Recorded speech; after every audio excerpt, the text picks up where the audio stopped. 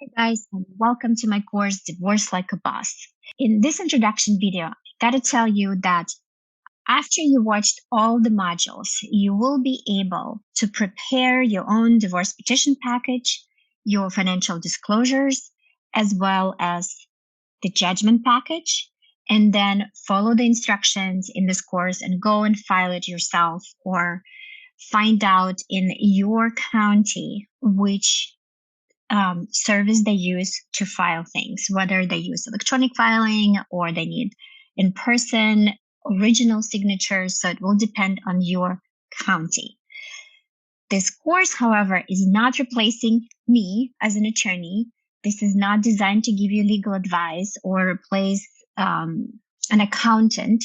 This course will fill in the gaps after doing a lot of research of many platforms that are out there that explain how to do it yourself, where you fill out forms.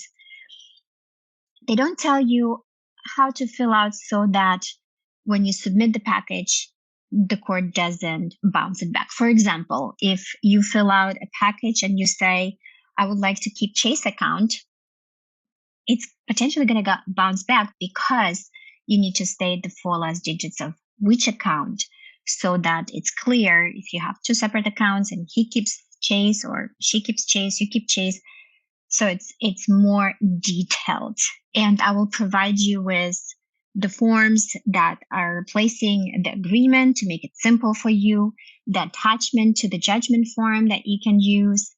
I will link all forms that you need and explain in detail by walking through those forms. Now, this course is not designed for me to give you legal advice. So at the end, you might complete this course and you have a bunch of questions because you might have a more, refined situation. In that situation, I would advise to schedule half an hour consultation where we will go through everything and make sure it's filled out correctly and you can file it with the court. So I'm happy that you signed up for this course and I'll see you in my next modules.